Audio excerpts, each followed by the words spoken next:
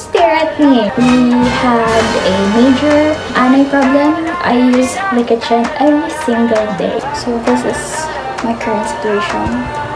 As you can see sa background ko, it's not very I got my organized. head out the sunroof. I'm blasting our favorite tunes. I only got one thing on my mind. You got me stuck on the thought of you. You're making me feel brand new. Hey guys, it's your girl Nicolle with 2 L's and welcome back to my YouTube channel. My dog is watching me. Don't stare at me! Anyways, for today's video is another organization video. Hindi na pa siguro mahalata na mahilig ako mag-organize ng stuff. But yeah, it's one of my strengths, hobbies. I don't know what to call it. Basta mahilig akong mag-organize ng kahit ano. Problema lang talaga is that I have my allergies and I get sweaty very fast, etc. But anyways, yun nga for today's video is mag-organize tayo ng kitchen namin. Kitchen cabinet. I don't know. Basta mag-organize tayo guys. And yeah, recently, medyo ni-renovate yung kitchen namin or yung kitchen cabinets lang or kitchen cupboards. Yan. Because we had a major anay problem also in our kitchen, pero sa cabinets lang talaga because our upper cabinets is like made out of wood, so it was greatly infected by anay. That's why we had to remove it and build a new cupboard. But this design is still the same. I actually don't have a say when it comes to our kitchen design. I mean, I hope I have a say, but it's not my kitchen. It is my parents' kitchen, so wala akong magawa. But anyways, ako talaga sana ang mag-organize ng kitchen. I mean, that's what I'm doing right now. Not talagang from clean slate, but my mother already did it, and as usual, I don't like how she organized it because I have my own organization when it comes to the kitchen because I use the kitchen every single day. So yeah, by the way, here's how our kitchen looks right now, and I mean, it's still the same. Yung difference lang talaga is yung kitchen cupboards namin is like made out of cement na, hindi na siya wood. So, I hope you enjoy, and without further ado, let's clean. So, dito muna tayo sa part ng kitchen magsimula. So, our kitchen is actually very weird because it's not L-type, it's not an island type. Basta hindi ko siya ma-identify ng isang type of kitchen. But, I think it's a very long L kitchen. But it is in a different levels. Kasi right now, nandito tayo sa cooking section ng kitchen namin, I guess. Because nandito yung stoves namin. Also, nandito din yung oven ko, air fryer, rice cooker, etc. Basically, more on the luto stuff. And meron din tayong different cupboards dito sa taas. Mostly laman dyan is oil, seasonings, basta mostly yung mga kailangan pag-season. And sa baba nito ng counter is mga pans. And then dito naman sa likod ko is just a random storage. I think it's something to steam your utensils, but it's actually not working anymore. So instead, we use it as a storage na lang. So yeah, let's do this first part of the kitchen.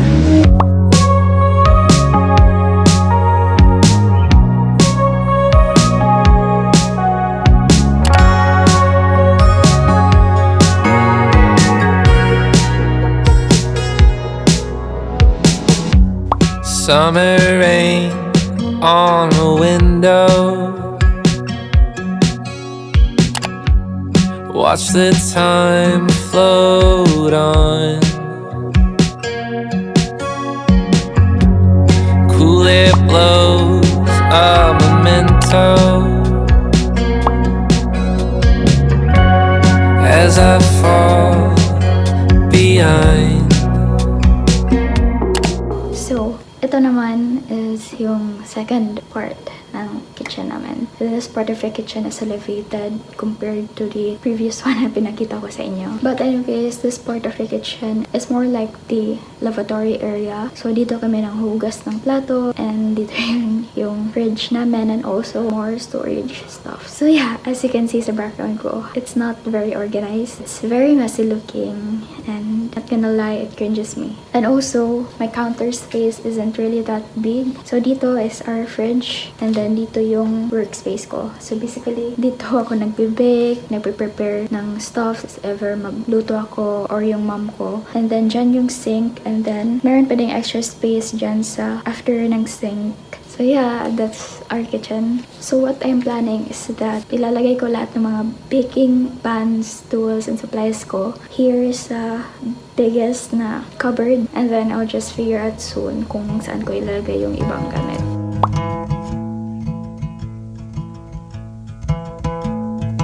I found somebody, I say you don't cross my mind. And she doesn't know that your favorite place is still mine. Now I take the long way home, avoid what I can't let go.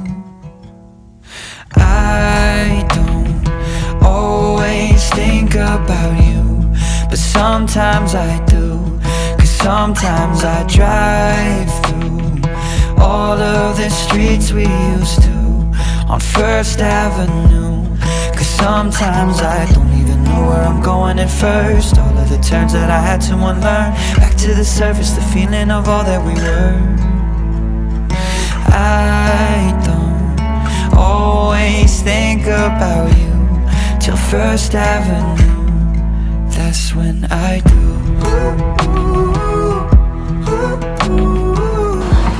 So these are the packagings that I bought on Shopee.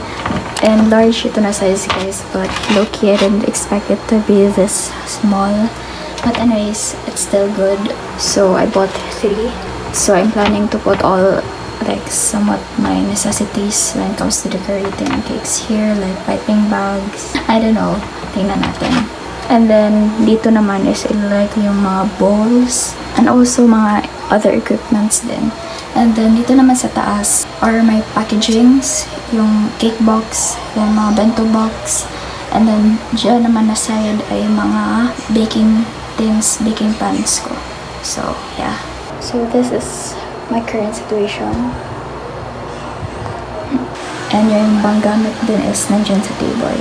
I wasn't planning to organize today, but yun na lang.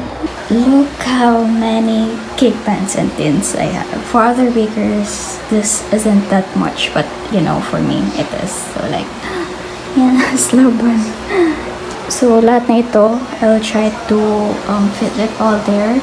Dito naman is transfer ko yung mga nakalagay dyan noon. So isa din ito sa mga pinamili ko sa Shopee. So it's like a kitchen rack, and dalawa yung binili ko dito.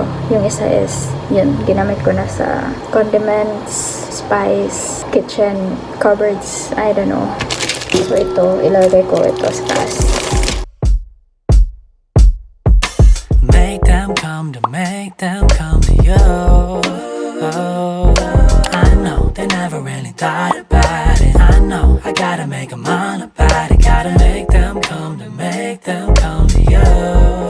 Oh, say less time, I have to show me what I do.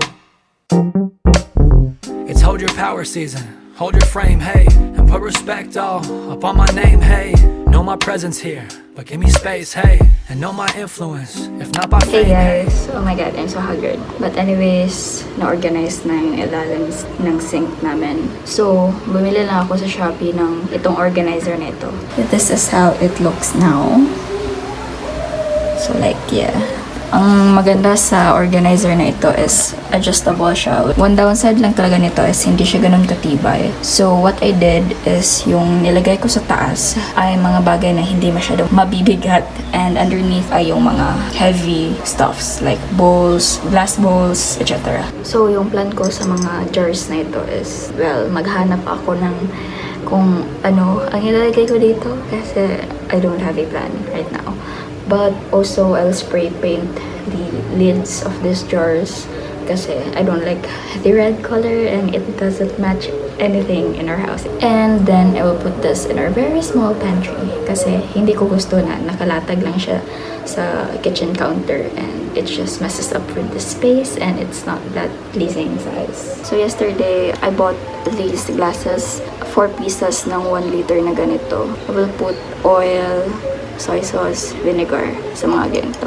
4 yung binili ko but I only need 3. So I don't know anong use ng isa. But I also put a label pa here.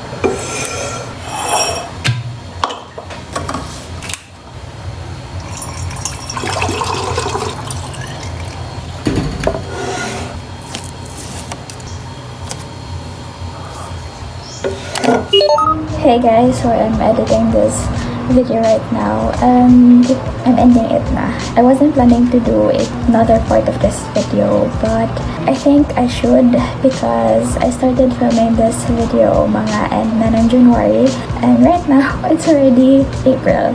So I think I should end this video kasi mag-wait pa ako ng ilang months to finish this video.